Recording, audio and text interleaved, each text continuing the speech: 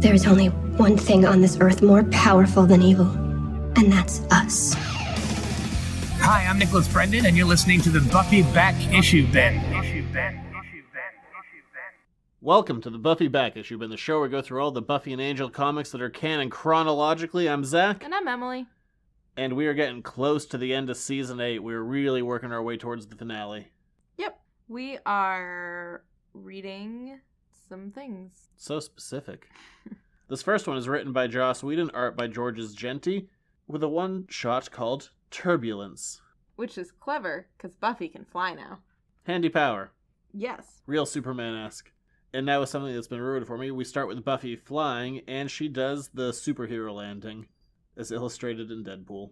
Oh, is that why it was ruined for you? Ruined forever. It definitely happened in Wonder Woman last night, too. Did it? Yeah. And Yes. she made, like, a crater. But Buffy decides that she wants to hide her newfound powers. Not for, like, very long, though. No, she's real. Doesn't stick I to forgot that that very she long. said that, because she immediately is like, hey, guys, look what I can do.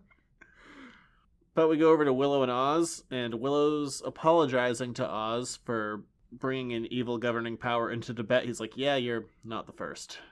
And then we see this magical green goo, almost. I think it's smoke, but it looks like goop. So Willow suddenly has her magic back, and she says this is coming from some kind of cataclysmic mystical event that hasn't happened yet. Oh good, more time travel stuff. Just what I always wanted. I don't think we'll ever find out what that cataclysmic magical event was, do you? You know what we're never going to find out? What happens to Oz after this, because by Oz, we never see him again. Yeah, we don't even say goodbye to Oz, he just We're just done. We're done with Oz. And yeah, we just cut away to a different scene, and then it's like, bye forever. And so far, in the comics, he hasn't come back, so bye, Oz. Thanks for not introducing yourself and not saying goodbye. But we had a good time. It was fun to see you. Maybe we'll see you some other time. Enjoy your baby, I guess. And that puppy. It was a cute puppy. Enjoy your puppy. Yeah. And I guess your return to werewolfism now that this whole goddess thing has totally screwed you over. Yeah. Also, his wife has that too. Yeah, they've really messed up everything in Tibet. Well, it's all Buffy's fault, is what we've learned. So we cut back, and Buffy is doing her general duties of going around and seeing the wounded. Is she doing her general duties or her duties as a general? Both.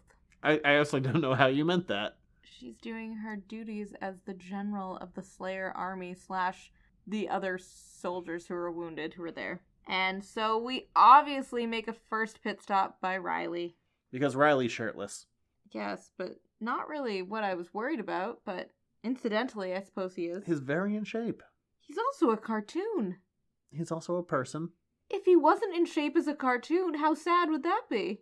Bad. It wouldn't be sad, it would be bad. Just straight bad, yeah. Okay. Does it make you mad? Yeah, I'm fine. Oh, okay. They have a nice little chat. Basically, Riley's like, you're a good general. And he's like, also, I'm drunk.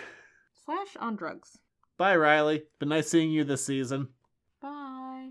But we'll see him a bunch more, unlike Oz. But then, unfortunately, we turn the page and find out that Twilight has captured Faith, Andrew, and Giles. But he can't remember Andrew's name, which is a fun callback to Season 6 of Buffy when no one could remember Andrew's name and just mistook him for Tucker, who was his older brother.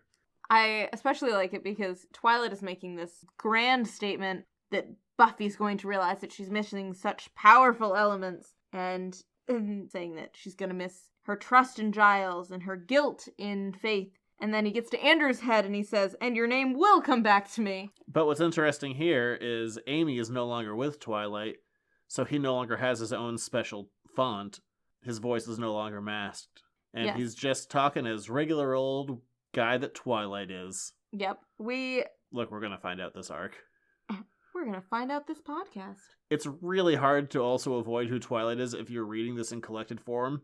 Actually, I guess I can talk about that now. But if you read this in either the trade paperback or you read this in the hardcover, they got who Twilight is right front and center. Yeah, the cover art does not hide anything, so And then, sorry about that, everybody. Also, if you were reading along at the time, not necessarily if you were reading along, but if you were looking forward to the previews that Diamond was doing, there's a cover that shows Buffy and Twilight unmasked, and Diamond was only supposed to show the Buffy part of the cover. But instead, Diamond showed the entire cover, and who Twilight was spoiled 2 months in advance. So, no surprise at the time. No surprise if you read it now. This is the worst kept secret ever. Probably not the worst kept secret ever, but... Well, there's also a cover that was released that had Obama as Twilight, so, thanks, Obama.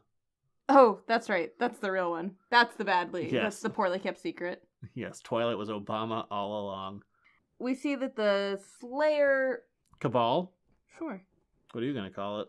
We've had different terms. I was going to say that the Slayer Witches Coven. The Slayer Coven. Sure. Does that make you happier? Either way, it sounds super metal. The Slayer Coven. It does, I guess. They are trying to find out where all of these unaccounted people are. Because you may remember at the end of the last arc, the military was marching a bunch of them off. We're not going to deal with that very directly. Damn. Side note.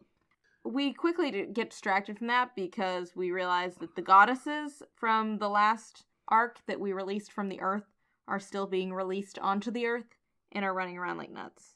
We send in the strongest one there is, Willow. Who got her powers back, but not many other people do have theirs. Yeah, and Willow is getting her ginger ass readily handed to her, including being punted. It says punt. I did like that it said punt. Willow got kicked and it said punt. And she can't quite take on all of these goddesses. She's like, a lot of people are gonna die. Gotta stop getting punted. And then we cut over to what is, I think, probably the most touching part of definitely this arc, but most of the season. Yeah, this is quiet but necessary, I think. The season is literally a war. Yeah. And in war, we have casualties. And we've seen many of them. But this one's a little different because Buffy's still walking around, so she said goodbye to Riley or put him to sleep or whatever. She's like, go drink more Jack Daniels. Yes. She gets stopped by a soldier who's wounded and laying there. From Twilight side. And he says, are you a witch? And Buffy says, no, I'm a vampire slayer. And he says that they were told that if they were captured, that Buffy would do things to them, that they all have magic powers. And basically, they were lied to about what would happen if She's like, no. the other side were to get them. If we had our magic, we'd heal you by now. But this very wounded soldier starts asking Buffy if she's in love, and that he should have said something to Jenna Abrams at the dance, because what could be worse than... Then he just kind of stops. And he dies. And Buffy closes his eyes. And Xander, being the caring fellow he is like, hey, we need that bed now. Yeah. Toss that corpse out of here. But it's that moment... Lickety split. Yes. I've really diminished the impact of this moment. But it's a really... Human moment. It's a human moment. It's also a pretty quick moment. It's not given its own... It takes up more than a page, but it's not given like its own 2-page spread. It's just kind of... The horrors of war. Casually put in there. And Buffy goes off with Xander, and he's like, hey, Willow's fighting those, goddesses. She's like, did she get more power? No, she's not evil, if that's what you mean. And she's like, no. Well, I like Xander here. He says that he's proud of Buffy, and she's like, that's exactly what Riley said. And then we're reminded that Xander always really liked Riley. I know. That was charming. That was such a good scene. Xander tries to talk Buffy into making Riley stay. Oh, no, I remember And then he flies away in a helicopter. And then Buffy gets there too late. Yeah. Yeah, that was heartbreaking. Like, Riley! That was heartbreaking. Oh, they had, like, the swell of the music and everything. And Xander... Hopefully she didn't actually sound like, Riley! Riley! And then Xander went home and confessed his love to Anya, which they don't mention in here because that would be weird because this conversation takes a different turn. And now all of a sudden we start talking about how Xander and Dawn are now a thing. Well, before we get into that, Buffy talks about why they aren't together. She goes, I think that I'm too late again for you. Oh, it's so lame. It's so lame. And Xander's like, no, you're not. Well, she's like, would that be a good thing? And Xander's like, yeah, if it was a bunch of years ago and you actually meant it. And Buffy's all indignant about it. She's like, you don't know how I feel. He's like, cool. So... I rate almost as good as trying to change your sexual orientation. You went through gay to me. I know, poor Xander. This is really not the ego boost that Buffy's trying to make it. Yeah. He calls her out. He's like, the only reason that you have any interest in me and you actually don't is because I am now unobtainable. And she's like, oh, poo. Except she says, yeah. It would have been funnier if she said poo. I agree. Well, however many years late. Joss, if you need a new editor, a script doctor even, One who just says poo. I'm here for you. Also, all of my editing notes will be poo. Not an exaggeration. And Xander and Buffy hug it out. And she's like, so can I call you a pedophile and a cradle robber? He's like, yeah, no. Yeah, pedophile's a bit much. Cradle robber, I'll accept closer that. to the truth. Dawn's of legal age. Yep. We guess. I really like Dawn in this arc. She just has a bunch of background comments. So Dawn walks in, she goes, cough. Noise of cough. She is. She's just kind of in the background, not doing anything big, which is nice. And she's just kind of making these snarky little comments. I like how Buffy, even though like her and Xander have had this whole like, no, you can be with my sister and it's okay and I love you both. She just says to Dawn, she's like, nothing, friend hug. Because of sad, no subtle bosom pressing and hug. Okay, so subtle bosom pressing, to say the least. And then Or what the does most. Dawn say? Buffy, I'm your sister. I know you can never do anything subtle. True. Why am I Very doing the true. Buffy dialogue? I don't know. You're Dawn. You are a key. Boo. But Willow astral projects her face and says that she needs help. Because Willow cannot defeat these three goddesses on her own, or rather put them back in the earth. But Buffy's like, I got an idea. Can you make a really big hole? Yeah, she just says, dig a hole. Then she goes all Superman. She goes, up in the sky. So let's think back to like 3 pages ago, and Buffy's like, I'm gonna keep this part of me a secret. It's at least 10 pages. Whatever. It hasn't been that It's long. been at least 10 minutes, is about it. Yeah. And Buffy soars off, and we wrap up this weird goddess storyline in about 5 seconds. And she just throws all of the goddesses in a hole. And then Willow throws dirt back on top of them, and that somehow solves Dirt! the problem. Yes! Yes, we fixed it. And I really like Willow here. Buffy's very sad. She's like, Xander and Dawn are in love. And Willow just goes, God, I thought they'd never figure that out. And Buffy just looks shocked. She's like, so like, am I the only one out of the loop? Yes. I'm also going to continue doing the Buffy dialogue. Well, good for you. I'm Buffy. Da da da da da. Nope. What did she say? This is stupid. Yes. Ah, damn it, Buffy. Then we move on to a new arc, appropriately titled Twilight. And this is written by Brad Meltzer. He's mostly known as a novelist. He has done a fair amount of work in comics, most notably doing the DC event Identity Crisis, which is probably the most controversial arc in recent memory. You either love it or you hate it. There's not a lot of middle ground. How do you feel about it? Actually, I have the middle ground. I can understand both sides. Oy vey. If I'm being honest, I can understand why you would love or hate it. You're the worst. You just contradicted yourself. Yeah, I know, but I mean, at the end of the day, most of my responses are like what you like. Don't really care. I know, that's why I asked what you thought about it. For you. Oh, it's fine. I can get both strong opinions. Oh, okay. It's fine. It didn't rock my world. I more remember it for the mass amount of hate that it got, and I was like, whatever. I hate this less than everybody else. Yeah, kind of. But the thing that he's doing now that I actually really do enjoy, and I'm very much a big supporter of, is he's doing these children's books like I Am So-and-so. He's dealing with all these historical figures, and it's a good way for kids to kind of connect with history, both for male and female figures. Were you going to say characters? No. He's a really good writer, and Brad Meltzer is really our second comic writer of this season, following Brian K. Vaughan with the Faith arc. And this is by far the most comic booky of really Buffy going through where the series currently is. Even I got a lot of these comic book references, which is impressive. But I mean, we even get a lot of what you'll see, especially on team books, is kind of general introductions to the character. We open the arc up, it says Xander, Buffy's best friend, one eye, funny, mostly. Mostly. Oh my god, we can't ignore that. That's just No. embedded into the world now. No, I'm going to call it a comic reference. They mostly come out at night. Mostly. I'm calling that a comic reference. Dawn, Buffy's sister, was a giant, a centaur, a little doll, not anymore. In parentheses, obviously. And this is a really fun issue, especially this one. There's not a billion, let's say 30, significantly less. There's a trillion. Comic references. And right out of the gate with the art. Okay, it's not a comic reference, it's a TV reference. Anywho, but we see that Buffy is dressed in a very particular set of clothing, which is based on Doctor Who in the David Tennant era when he meets his daughter, and Buffy is dressed identical to that, which is a direct reference. Cool. But we see that Xander wants to try out Buffy's new powers, so he fires a speeding bullet. And is Buffy faster? She actually is faster than a speeding bullet.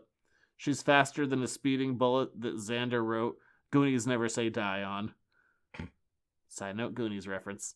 And so Buffy catches the bullet, and then her first thing she says is, bugs in teeth.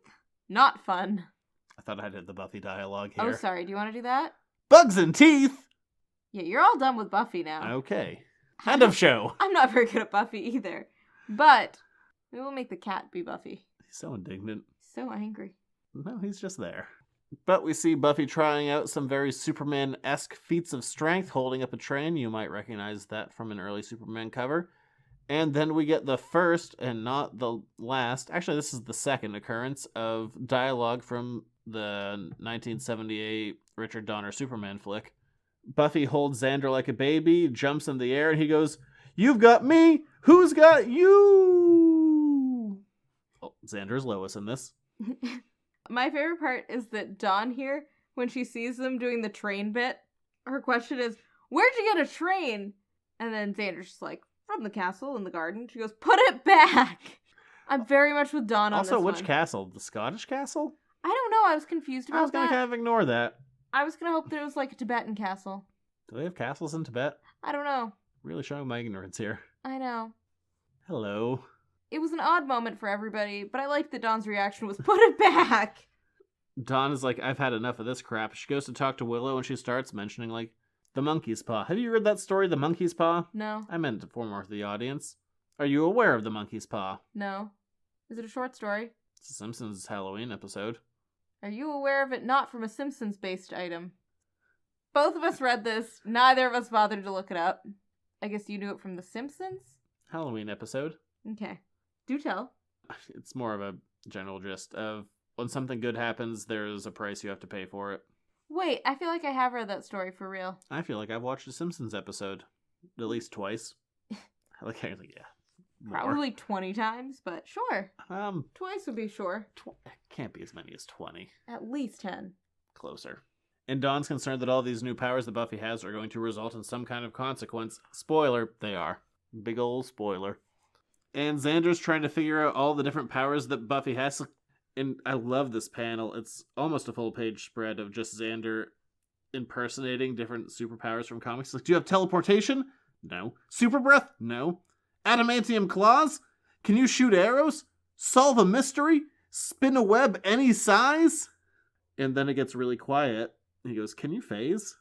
Which I love this reference because Buffy is based on Kitty Pryde from the X-Men. And she's like, what do you mean phase? Like, you sort of put your arm out and you kind of, it goes through a wall like a ghost? Why am I doing all the dialogue? Whatever. I don't know. I'm just going to let you, though. You can be Buffy. I'll be Xander. Okay. I will be the boy. Wow, look at you. Like a ghost? But then wouldn't you just fall through the floor? No, because you can control your molecules and mess up machinery and you're really cute and have the spunky personality and you're not afraid of tough guys who everyone else is terrified of. It's good stuff. And then we just see 3 panels of Buffy. And the first 2, she's contemplating. And the third one, she just goes, I don't see the appeal. That's you, Buffy. Thank you. That's you, Kitty. Thank you. I think in the current arc of X-Men, she should get back together with Colossus now that she's not engaged to Star-Lord anymore. She was engaged to Star-Lord? She went to space. Wait, so... Well, she was Star-Lord for a while. She took the mantle. So, Juno was going to marry Chris Pratt? Yes. That's super cute. I'd rather Juno marry that guy from the Twilight movies. The guy mine better. The Colossus guy was in Twilight. Was he really? Oh, yeah. Couple of them? I don't know. I don't know. My Twilight knowledge is minimal. Limited. But Xander continues his superhero hopefulness, and he's trying to teach Buffy how to be like the Tick. It's like, no! Look up at the sky and shout it like this. Spoon! Yeah, I didn't get that one. That was the Tick. Okay. And then he starts contemplating, looking at his watch. He's like, I wonder how long it would take me to put together a signal watch. Because Xander has gone from Lois to Jimmy. Yep. Meanwhile, we find out that we've had some observers on this whole thing. Skinless Warren and Amy and the General. The replaced general. Are His all official name. hiding in the bushes 7.2 miles away and watching this whole trial happen. Warren is also concerned if Buffy can phase or not. Yeah, as one is. And they finally realize that Faith, Andrew, and Giles are missing. You know, major characters. Let's find them, I guess. And I like this moment. Willow goes, take me to the Slayer that needs me the most. And Buffy's like, isn't that me? She's like, definitely Faith. Buffy, you have friends. So Willow does this because she knows it's going to be easier to find Faith. And so she's just trying to connect with Faith so that she can find out where all three of them are. Assuming they're all together. It's a big assumption, I suppose. Yeah. So Willow teleports away. And instead she finds Slayers that are dying, who have been killed by Twilight's men. Right. And so she just keeps popping from place to place, finding more Slayers that are dead or dying, or both. And we end up finding that it's essentially about 200 different Slayers. Yeah. And before Willow can get to Faith, we do, as the reader. Yay! And we find out our narrator all along has been Andrew. So all three of our sad captives wake up. I love all of Andrew's descriptions. Giles, Buffy's watcher, touches glasses a lot. Grown up. Faith, became a Slayer when Buffy died. Not so thrilled she came back. Slutty for attention. Andrew, that's me! And so the three of them get up, they try to figure out what's going on. And Andrew is agape, aghast. Aghast. I don't know. Because he finds out that this giant machine that he and Warren had always dreamed up has actually come to fruition wherever they are. And it's not just anything. It is the Walter Simonson designed machine from the one-shot Teen Titans X-Men crossover. 2 copies now available at Editor's Note Comics. Oh, look at that plug. That was a good plug. I don't think I'm selling it for much. I think it's like $1. Well, it was a good plug anyway. $2 plug, baby! Yay! Cheaper than your average plug. And we go back to Buffy, Dawn, and Xander when Buffy realizes she now has telescopic vision and x-ray vision and sees an old couple getting it on and is grossed out by it. But then she looks around and also sees Amy and Warren and the General, so she pops over there real quick. I feel like you should be more grossed out by the skinless guy than the old couple doing it. Yes, definitely. And by doing it, I mean Mahjong. Right. That's exactly what you meant. And they basically say Twilight betrayed us. We're cool helping you take him down. We definitely don't have an agenda. Right. And so now we have some rather dubious allies on our side, but allies nonetheless. And Willow comes back to tell Buffy what she's seen, and her reports are traumatic. Less than great. Willow basically says the reason that Buffy's been getting stronger is because all of these Slayers have been dying. Every time a Slayer dies, Buffy gains their strength. And Buffy looks distraught. Mm-hmm. As one would. As one would. And as Andrew is tinkering back in Twilight's lair, our good old buddy Twilight appears. He says, who wants to hear my cool master plan? The next issue is called Master Plan. It's very helpful. I enjoy these issue titles. And we see Buffy is really upset. Xander tries bringing her some pirate booty because he wears an eye patch. Ha ha ha ha ha ha, not funny. It's a little funny because I didn't catch it. And I was like, oh, that's clever. And Buffy rolls a single sexy tear, as she often does, and says that she's upset because she's taking these girls' powers and that makes her like a vampire. Which previously revealed in Season 1, the episode Nightmares, that Buffy's biggest fear is becoming a vampire. And thus, she has become that which she most fears. Then we pop back over to Villain HQ. I fear getting fat. Huh. That's a weird thing to fear. I've become my greatest... No, I'm fine. Anywho, back at Villain HQ, here's a weird thing. Twilight goes up to them and says, okay, I'm thinking of a number. Who wants to die first? Should it be Giles, Faith, or... And Andrew gets to do, he's like, that's the second time, Andrew. My name's Andrew. But Andrew was unconscious the last time, so what up, story? That's true. Your continuity sucks. And then Giles says, with a look of horror on his face, hand to his mouth. That voice! I know that voice! And then Twilight's like, yeah, of course, because I got rid of my witch, so I'm gonna sound like I'm normal again. And you all definitely know me, and you've probably figured out who I am based on Diamond soliciting Covers. the issue badly. So there you go. I mean, Diamond never makes any mistakes, and I definitely don't make my money through them. All hail Diamond! Yay, Diamond. Maybe change your shipping rates. They're not good. Amazon Prime gives me free shipping. What are you doing? Anyway, so we cut back to... I hope they're not listening. I'm sorry. I apologize. They control so much of your life. So much of my life. So much. Your shipping rates suck. It's like when the college board, when you're like a senior in high school and the AP stuff goes through it and your SAT scores and like everything you need is through college board. They control your life. And so, cutting back to this. Will I cut all of that? I'm afraid. Go for it. Cut away. You know what? I'll stand up to them. I'll fight this monopoly. You're gonna cut it all. Yeah, probably. So, Buffy is despondent, sitting above the pier because why would you sit on it when you can float now? She's like, I'm sad I took all these powers. I'm gonna use the powers. I'm gonna use them anyway, though. And Xander comes up to her to give her a pep talk, and she's like, I don't even like pep talks. And he's like, yeah. So instead of just a regular pep talk, Xander rips off the Pa Kent speech from Superman 1, which, by the way, amazing scene, best scene in that movie. I'm sure I've seen it. He's like, why can't I play football? But he just changes the words. I've seen what you could do, flying super speed. I saw you kick that giant boulder like a soccer ball. But if the universe is giving you that power, it's gotta be for a reason.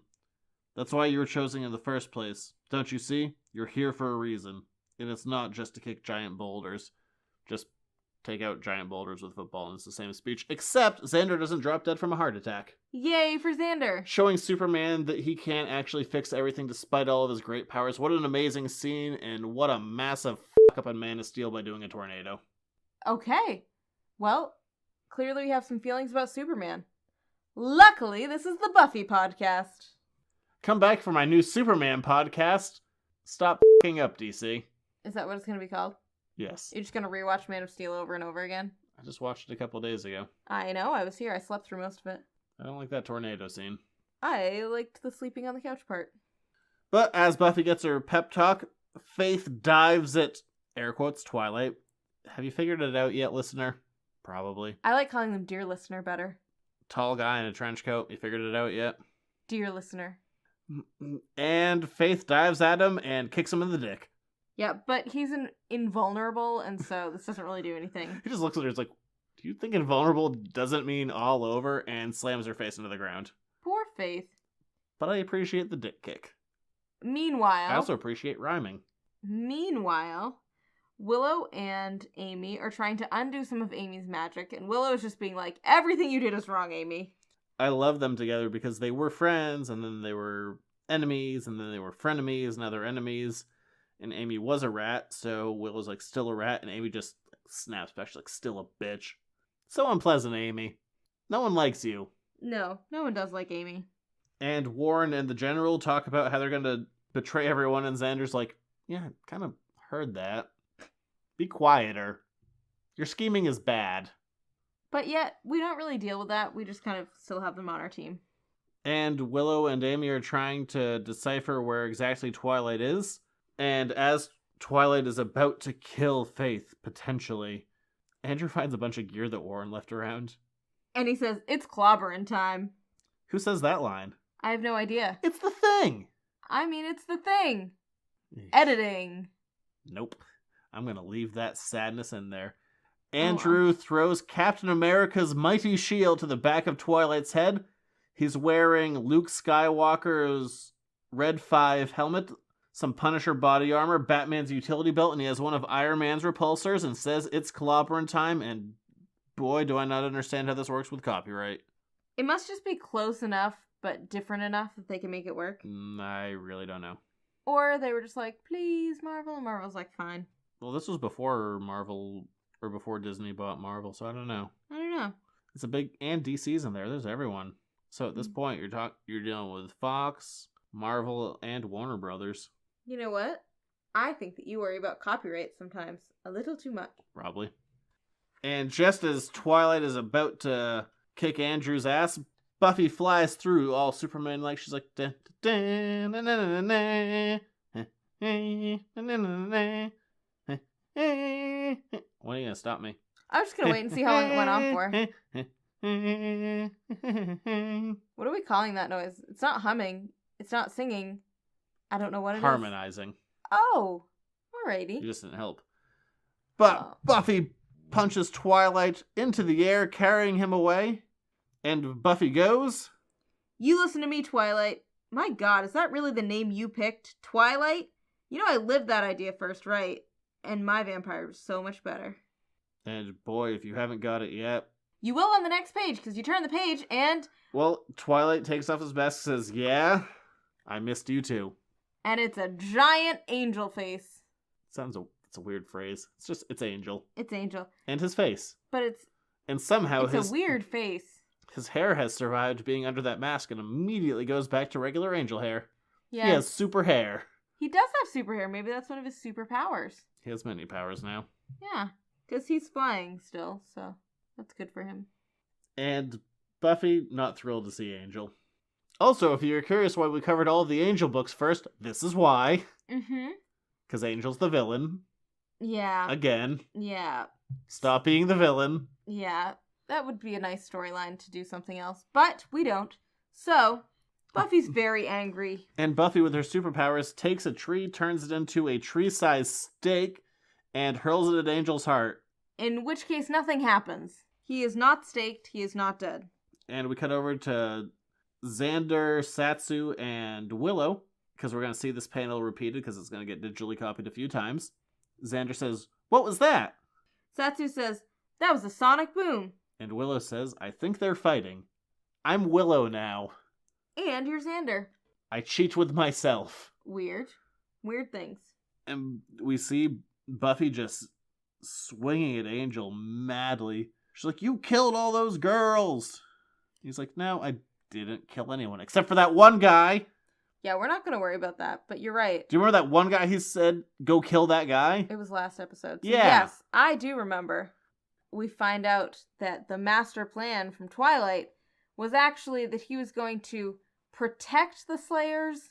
With minimal casualties, except all those casualties he caused. Right. That, like, he was going to be the government's weapon to control the Slayers, and he was going to use that power to... I don't even know. Look, here's the thing. It doesn't make a lot of sense.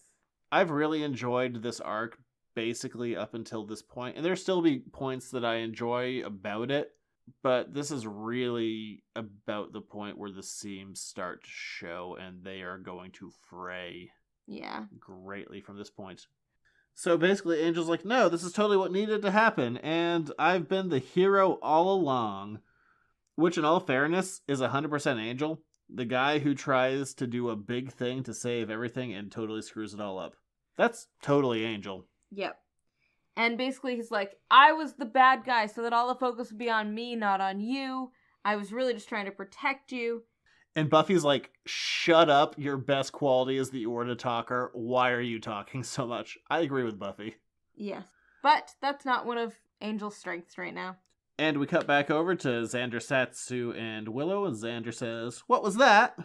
Satsu says, I don't hear anything. Willow says, "I think they're talking." And they are talking. They are. They're talking about how they are each other's true loves. And Angel says, "You're glowing." And Buffy is legitimately glowing and vibrating. And Angel's like, "This is the future. We have to embrace this.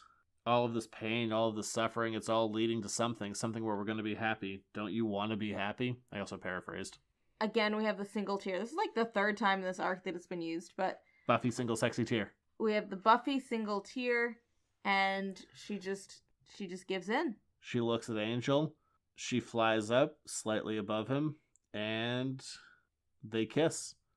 And with our third repeated panel, Xander goes, "What was that?" Another sonic boom. I think they're f***ing. Except it doesn't exactly say that. And I love this. It's such a convoluted title, but it's just so silly I enjoy it. Next, them f***ing. Plus the true history of the universe. Ridiculous. And this is kind of my turning point for the story. I was pretty on board with things until right now. But we'll see why. Our next issue starts with the cover art that shows Buffy embracing Angel, which was totally ruined with diamond solicits. Good job, my lord and masters. Anyway, But so... before we get into this is your turning point. And I'll say originally when I read this, I was like, what is this? It's ridiculous.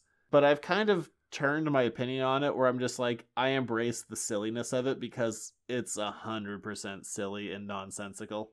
It very much is. Parts of it I can get on board with. Parts of it I'm just like, what is happening? And we need to fix this confusion before we go on, but we never do. So Faith wakes up. She's like, I'm not injured. I'm just bleeding a bunch. And the whole team is there. And by the team, I also mean the villains. So Skinless Warren, Amy. Everyone convenes at Villain HQ. And Warren's like, that's my shield. And Andrew's like, the shield was my idea. And Warren gets real crappy. But he's like, oh yeah, go tell Joe Simon that. So many comic references. Hashtag nerd points. Is that a thing? I think you just made it one. You just made your own hashtag. Look at you.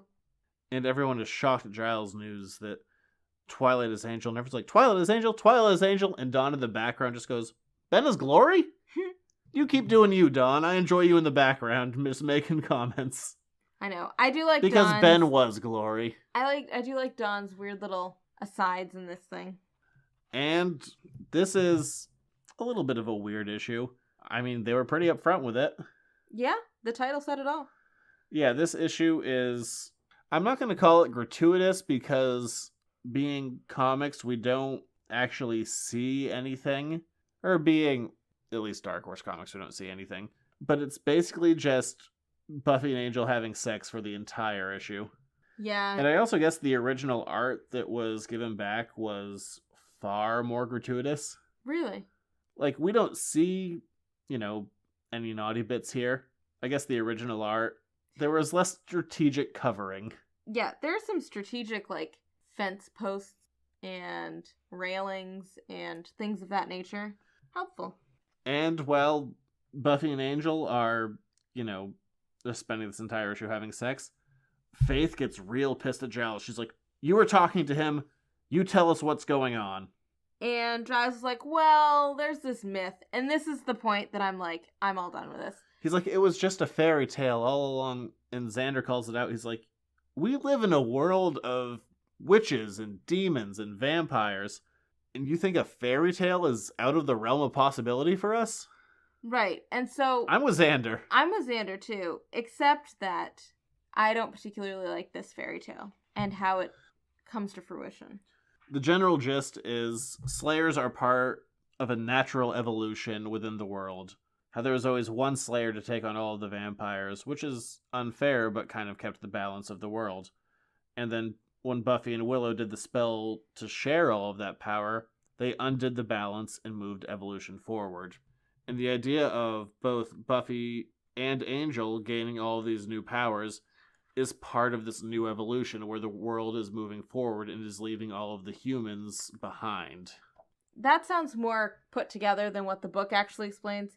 And the problem, too, is that the book explains it over, a 7 or 8 page span. Of Buffy and Angel having sex with some, random tree branches hiding their naughty bits. Right. Which makes it difficult to grasp exactly what Giles is saying and what he means. And also, when I mentioned that I said that, I've just embraced the silly, they're not just having, sex. They're having, sex that's crashing through mountains. They fly into space where Buffy is saying something, but it's not actually uttered because there's no oxygen in space. Right. And they fly through some more mountains, and it's so damn silly. It does become a little silly. And it's why I can embrace the silly, it's too big. Yeah, I guess that's my problem, is that it is too big. Whereas you have gotten past it and been like, yeah, it's so big that it's ridiculous. Oh yeah, we've passed the line of even reality in this universe and just gone straight into the silly. Which is why I don't particularly love this, because I do not support the reasoning that I get. And Giles says this is an old myth, and one of the things that he was trying to do when he was off with Faith in Berlin was trying to find a weapon to kill a god. Yeah, but we're not worrying about it. And after Buffy and Angel, finish their space sex. Yep. And also, I should probably mention that while this is all happening, dimensional portals have been opening up where all of the old ones and demons are just pouring into this dimension. Right, and so the Slayers have not really had time to just watch Buffy do whatever, but Satsu did, and then she got all pissy, and Xander's like, that's not what super speed is for. But all these dimensional portals open up, demons pour through as a result of Buffy and Angel being together, and Buffy wakes up in clothes, which is a change for this issue. Yes. Compared But to a her lack of welcome clothes. change. A welcome change. I don't know, she's wearing something super silly, Yeah, she's wearing, like, it's supposed to be Greek. I guess. Like a Greek toga type thing. It's a weird one. Toga. Oy vey. And Angel greets her in a weirdly yellow shirt and says, "Welcome to Twilight. Angel should not wear yellow." No. I like that for this last issue of this arc, the first thing that Buffy says is, "It's a trap." She's going real Admiral Akbar on us. I'm with Buffy on this one. Well, Everything is like a trap. I love this cover. It shows really the main cast of characters throughout the season, whether we knew it or not. So we have Dawn, Giles, Xander, Faith, Angel, Willow, and Buffy. There was an alternate cover that we see Angel as just a regular Angel. Also, these are all clearly photo referenced by Joe Chen, an amazing cover artist. It's gorgeous. But there's an alternate one where we also see it as Twilight instead of Angel. I like this one. So, Buffy and Angel are back to back in a fighting stance, waiting to beat up whatever comes over the hill in this very idyllic paradise, and nothing comes. Let's just say it's Eden. Okay. It's basically Eden. It's basically Eden, and nothing comes. And Buffy's surprised by this. She's like, "No, they always come." And Angel's like, "Yeah, until they don't." Yeah, Angel's like, "This is our reward, let's take it, let's enjoy it." And Buffy's like, "I can't, everything's gonna fall apart." And cutting back to the heroes not in Eden, Giles continues with the history of the universe, and he basically says, Angel isn't at fault here. This is preordained. This is a mystical force that he could never fight, and something that Buffy could never fight. So he's real forgiving of Angel being, a killer? massive killer. Yeah. He wasn't super forgiving of it when he did it to Jenny Calendar. No. What with the flaming bat to his face and all. Yeah, but we do find out that Buffy and Angel have ascended somewhere. To Twilight. And that they were breached into a new reality. A series of novels. Their sex resulted in a birth of a new reality. And as Giles puts it, you can't have birth without blood. And so the blood comes in the form of these crazy, crazy demons who just come pouring out of the sky from other in dimensions. 6 different places. Something that I really like here, Warren is running at Andrew. She's like, "Give me the shield!" And Andrew's like, "No." And even though Warren is evil and skinless, Andrew can't help but try and protect his friend and takes the brunt of a blow from a demon, cracking Captain America's shield in twain. Poor Captain America. He cannot throw his mighty shield. Actually, no one's going to yield for this.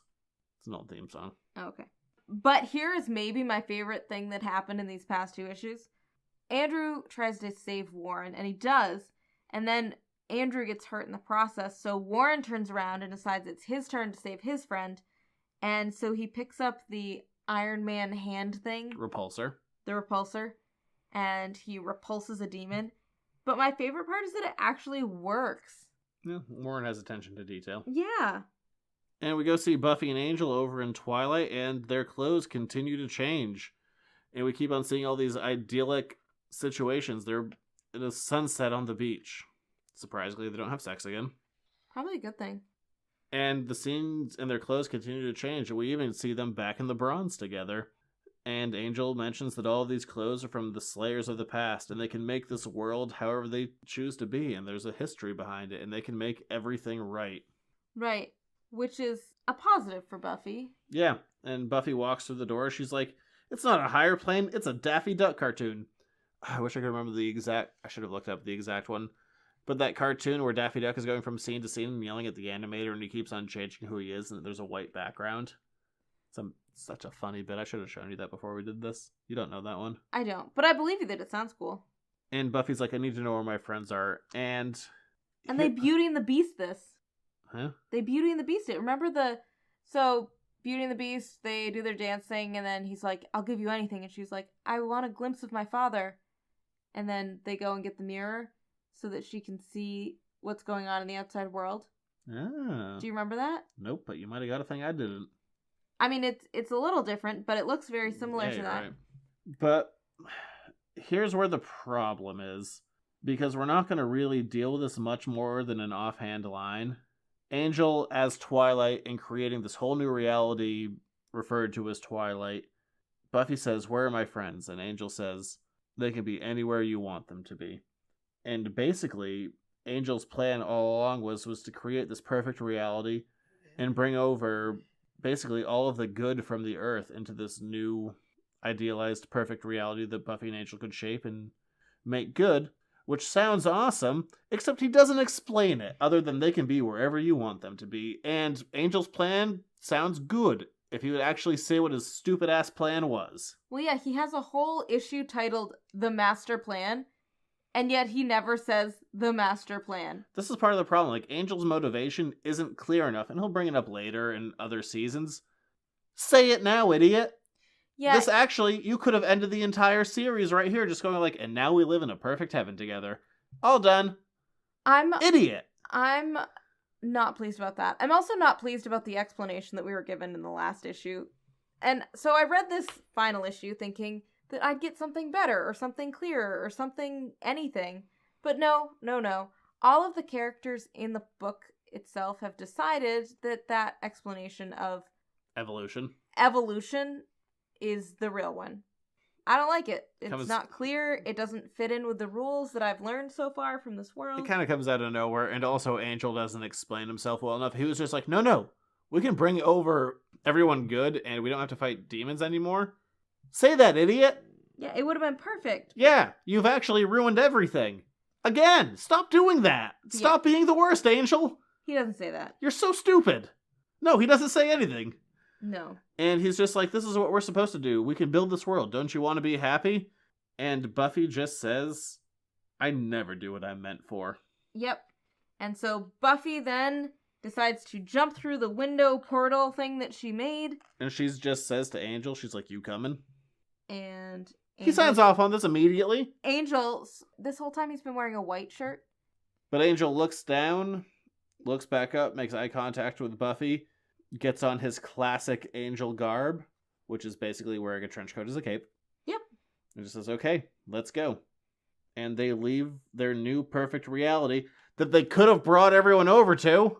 But idiot! None of us know that. Especially not Buffy. So unclear with your motivation. You know when you were super chatty before? Do that now.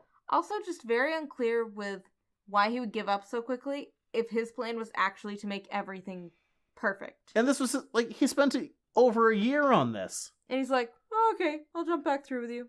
Sounds good. You know what? Let's hang out together. But that is what they do. They jump back through and immediately start beating up all of the demon-y things that they can find. But you know what? As much crap as I'm giving this, seeing Buffy and Angel fighting side by side, I never get sick of that. I mean, we saw it a bunch in the early seasons, but it's such a rarity these days that whenever we get to see it, I can't help but love it. And Stop pulling on my heartstrings, book! And we see along the bottom, as they're beating things to death, that Buffy heartstrings is just running around, killing everybody she can. And she also still has all of her superpowers. Yep, and so everybody's just like, Buffy, Buffy, Buffy! And Willow's like, stop saying everyone's name out loud. Thanks, guys. Yeah. And she gives Angel a bunch of crap. She's like, can I just mention that I preferred Angelus? And he's like, yeah, I had that coming. So throughout all this fighting and all of this magic that's been coming about, we've seen these temporal rifts. We've seen Willow getting her magic back, something that happened in the past. And we saw something that was going to happen soon. Without spoiling it now, I'll say that the page that said like things that were happening soon was also teased online in advance, and it was very exciting. Oh, I bet it was. And you can't see my hands. I can see your hands. Shaking with joy. They are. They're very jazz handy. They are. So we see Dawn looking at a screen. She's like, something's coming. And Willow just says, I see it. It's not a weapon. That's... Oh, this is going to be good. And what crashes through the wall but... some kind of interdimensional ship piloted by bugs? And it looks like a sphere. I don't think we ever clarified that it was a sphere before. Oh. It's a sphere. It's an odd look. We've never seen this We have. We've definitely seen this one before. Ah, it's so good. And the ship lands. And compared to Willow, Buffy goes, oh, this is going to be bad.